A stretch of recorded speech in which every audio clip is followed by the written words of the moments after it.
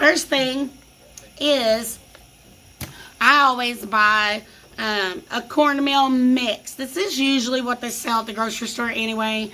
Most people don't start with the raw cornmeal anymore. And Walmart here didn't even have it. Cody, will you put that away for me? Cornbread day. So I got, this is the kind that I do like. It's Martha White, and it's a buttermilk cornmeal mix. Whatever cornmeal mix, if it says mix on it, that means you don't have to add the flour and the baking powder and all that. It's already in there, like a pancake mix. And if it just says cornmeal, then your recipe is you're gonna have to add flour and your leavening agent. Always go by the recipe that is on the package if you are using a mix, okay? Because they're all different, and you'll run your cornbread if you don't. And at the bottom, so we're gonna make easy southern cornbread, and if we got time, I already got the grease and the onion cut up. We're gonna make some hush puppies. You all like hush puppies? You don't know what a hush puppy is? Oh, dude, you in for a treat. All right, so we needed vegetable oil. We needed a little bit of Crisco. I'm figuring you guys really like sweet cornbread because most of you do, right? And that'll be your option tomorrow, whether you want to make it sweet or whether you want to make it not sweet. I really like, bye guys, Mexican cornbread. You ever heard of Mexican cornbread? That's what they call it here. But they put jalapenos in it. It's spicy. Like a spicy, good cornbread. And it is like next level. In a bowl of beans, please, please, so good. Now, your pan is also an option. That's one thing that we really like about cornbread in the South is you can cook it all kinds of different ways, right? You can do corn muffins if you want. You can do a regular cake pan. I prefer iron skillets. Honey, this is one of the things these were invented for, was cornbread, okay? And if you do a larger pan tomorrow, it's going to take longer to cook. It might not be finished by the time you're out of here, and you'll eat it the next day, which is fine. If you do muffins, they should be ready to cook. I'm doing iron skillet, but we do have these little ones, so I'm going to probably do the little ones today, just so that you might get to taste it or whatever. If you are using an iron skillet, put it in before you start your mix. It needs to be preheated. So my oven's on. It's already up to temp, 450 degrees. It's a hot oven lab, okay? So I put them in so that they'll get up to 450 degrees. And then my cornbread mix goes into a hot skillet, okay? And I've got my oil on for deep frying. I've never deep fried anything down here. That is a first for us today. Because I want a hush puppy. I think it tastes real good. Hush puppies are bomb. They call them hush puppies because they're little balls of seasoned fried cornbread. Fried cornbread is a southern staple. They pour grease or lard in an iron skillet and they make, well, it's like pancakes, but it's fried cornbread. They would take the round piece of cornbread and throw it at the dogs. And that's where the term hush puppy came from. Weird, I know. I don't know. Okay. 1 teaspoon of vegetable shortening. This is the first time we've used solid shortening. This actually goes in the pans, not into the cornbread. That teaspoon of grease is going to go in that pan when it's all nice and hot before I pour in my cornbread mix to keep it from sticking. We don't want it to stick. Oh, I thought I got my measuring cups, but I didn't. I just got the liquid one. And I don't have a container for this because we don't use it very often. So I just do it like this. It will bite you though if you're not careful. All of it will come pouring out of there. 2 cups of the cornmeal mix. And this is a white cornmeal mix. not a yellow. I like yellow cornmeal mix, but it is cut coarser, so it's more grainy, you know. I think this works better for hush puppies for sure. And the coarser ones kind of hurt my teeth sometimes. It's just where I'm getting old. 1 large egg, 1 1/3 cups of milk, 1/4 cup of vegetable oil. So, let me get my egg. And I want to use our good chicken eggs. We need to cook those up one day when we have an off day. That way you guys can see the difference between these eggs and those eggs, which came from right down the street at my friend's house. 1 egg. And I always beat the egg, especially for cornbread.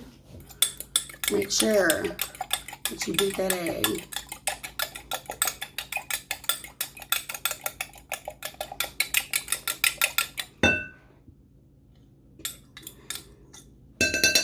One and a half cups of milk. That's not right. 1 1/3. 1 1/3 cups of milk.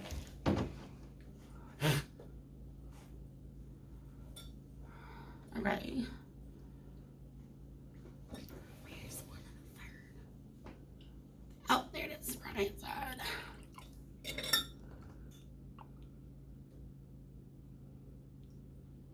Make sure your liquid measure is very accurate. Nobody likes dry cornbread.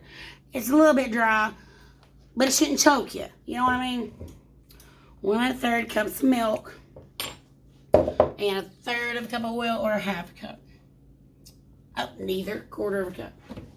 So I actually need the small measuring cup.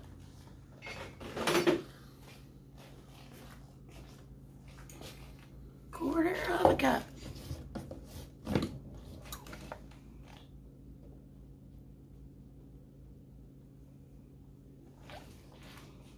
So there's my fat. My liquid is milk.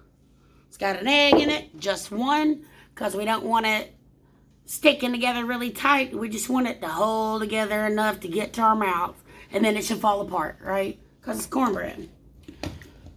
Give it a quick mix with the fork.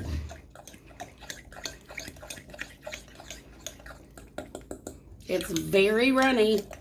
Looks like the same kind as the pancake batter that we made. A pourable batter.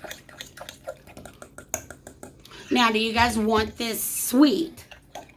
Yeah, sweet cornbread. Hey, Omar, do me a big favor. Will you look in that closet and see if I've got honey laying in there somewhere? I know I have honey. Oh, it might be on top of there too, Omar. On top of the baker's rack. We need some honey, and we'll make some honey butter. Y'all ever go to Texas Roadhouse? Yeah. Honey butter. It's real good on cornbread, let me tell you. I worked there for like 3 weeks until I walked out. The place sucks. But I did get the recipe for the honey butter. Alright, cornbread is done. I'm going to put this metal pan right here to protect my tablecloth, I hope, from this iron skillet. And I'm going to get my grease ready to go into my iron skillets. Now, iron skillets get a little smoky.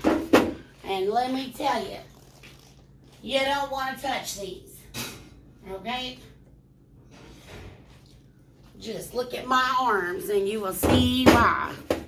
It's like getting a branded. You know how people get branded instead of tatted? Yeah. That's what an iron skillet does for you. Brands you right up for life. Now, grease.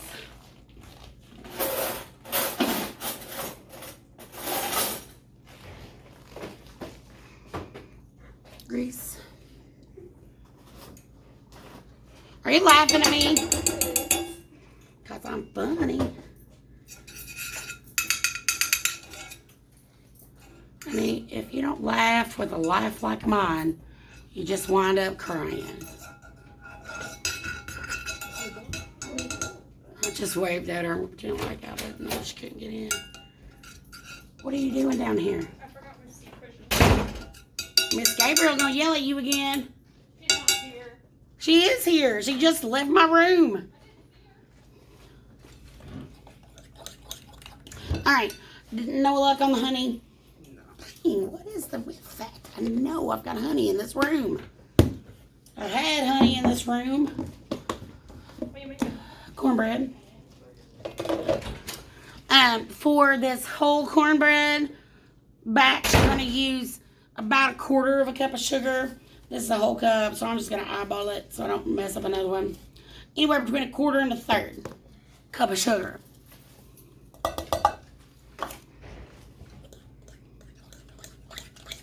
That's also going to make it really golden brown and yummy too.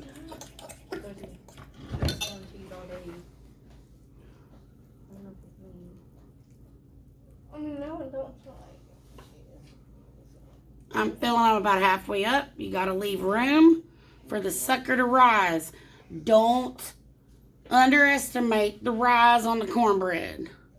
If you don't give it enough room, it's going to pour over the side of that pan and down on the bottom of your oven. It needs room to grow. And I did hit a little bit of dry at the bottom. Don't care. More fair.